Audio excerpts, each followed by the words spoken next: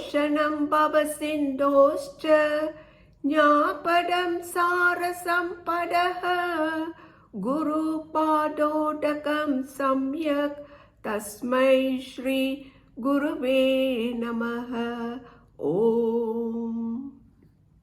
This chant means we pay our salutation to that Guru, the one rooted in the vision of the Sastra, the perennial flow of wisdom, to reveal the essence of all wealth, the knowledge of Brahman, to free us from being in bondage and end this endless cycle of birth and death, samsara. Chapter 9 is entitled Raja Vidya Raja Guhyam, to describe the knowledge of Brahman as the king and secret of all knowledge, because only the knowledge of Brahman will liberate us, provided we are matured human beings having purified our minds. Otherwise, this knowledge will remain as the king of all secrets, even when we study it, as we will not be able to understand and convert it into wisdom.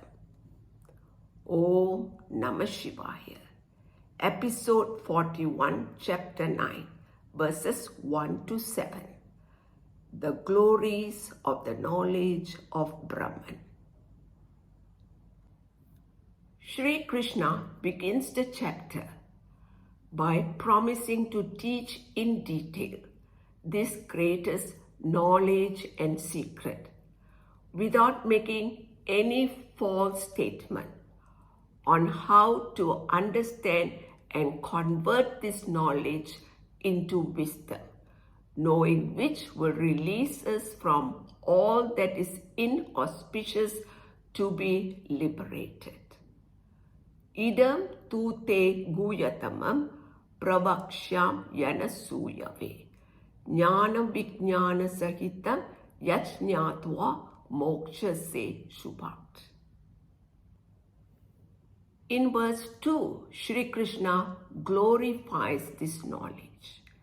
Number 1, he says that this knowledge is the king of all knowledge, Raja Vidya.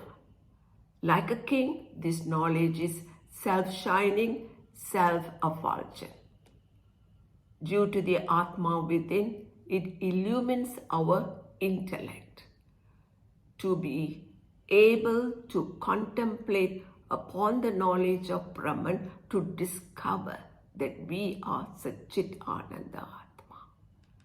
Number 2, this knowledge is the king of all secrets, Raja Guhyam.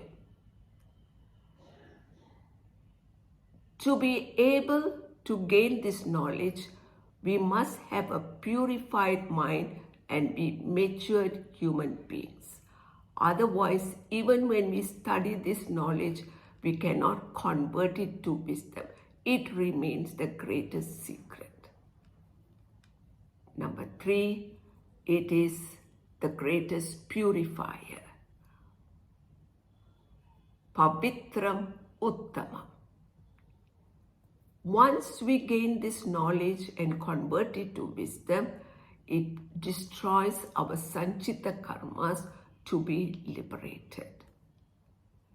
Number 4, it is a statement of fact, dharmya, that is enjoined by our Sastra. Number 5, it is easy to accomplish, susukkam kartum, provided there is adequate preparation, that we are matured human beings, our minds have been purified, then this knowledge is easily converted to wisdom. And number 6, it is imperishable, avyayam.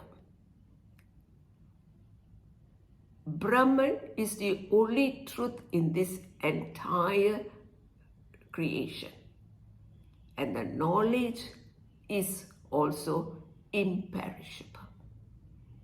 In verse 3, Sri Krishna addresses Arjuna as Parantapa, the destroyer of enemies, telling us to gain the knowledge of Brahman and destroy our enemy, that is self-ignorance. For this, we must have faith in our Shastra, the knowledge of Brahman, Asya Dharmasya. On the other hand, if we do not have faith, Ashraddha Ana Purusha, thereby not gaining this knowledge, this self-knowledge, we return and remain on the road of samsara, which is fought with fear. Aprapya mam nivartante mrityu samsara vartmani. When we die without gaining the knowledge of Brahman, we either go to Brahmaloka, Chandraloka, or to Naraka. And there, having exhausted our punyas or papas, we return to earth and continue on this endless cycle of birth and death, which is fought with fear. As human beings, our life is unfolding according to our prarabdha karma. And what our prarabdha karma is going to unfold the next moment is unknown to us. So it is fought with fear. From verses 4 to 7, Sri Krishna begins the teaching of the knowledge of Brahman in a big way. In verse 4, he says that the entire world is pervaded by me, that is Satchit Ananda Brahman, in the form of existence and consciousness. Maya tatam idam sarvam jagat. And number 2, whose form cannot be objectified, avyakta murtina. Because consciousness is not limited by time, space, or by any object. And number 3, that all beings have their existence in Atma, Matstani Sarvabhutani. And number 4, but Atma is not based in any being. Nacha aham teshu avastitaha. Atma is free from this creation, but the creation depends on Atma for its existence. In verse 5, Sri Krishna states the opposite of what he said in verse 4. Number 1, he said, all beings do not exist in me. Nacha matstani bhutani. Number 2, he said, look at the wonder of Ishvara, Pashyame Yogam Aishvara. How Ishvara's consciousness gives existence to this entire creation, yet not residing in this creation. And number 3, he says, Ishvara creates this world. He sustains it, and yet he is independent of this creation. Bhuta brinna cha bhutasto mamatma bhuta bhavanaha. All paradoxes are glories of Ishvara. In Atma, there is no duality. This is the wonder of Maya. How Ishvara, having Maya under his control, is creating, sustaining, and dissolving this universe, yet being free from this creation.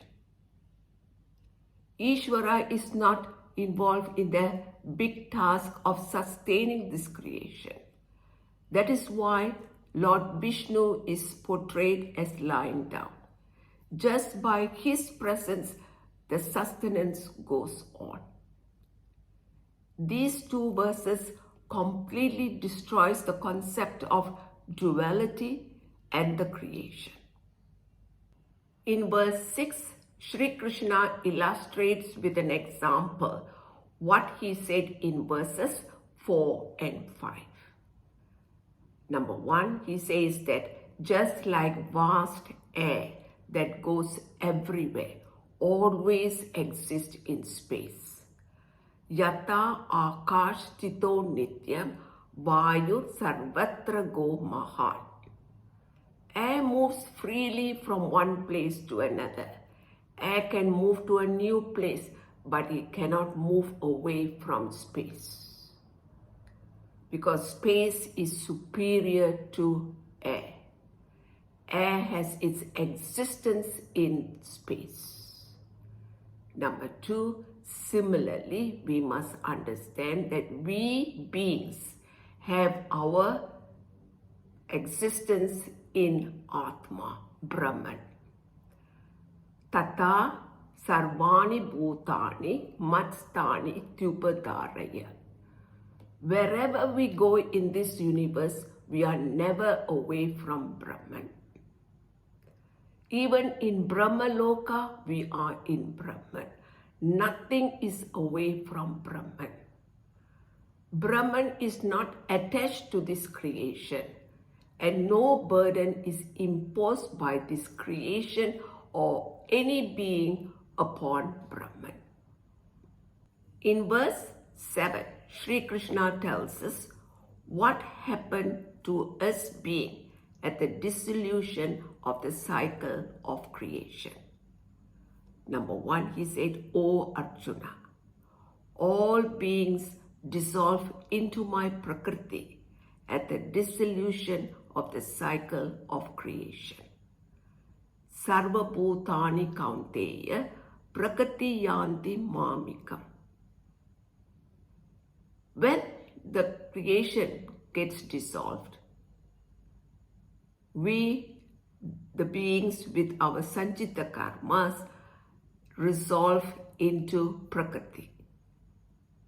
We do not resolve into Satchit Ananda Atma because we have not gained moksha.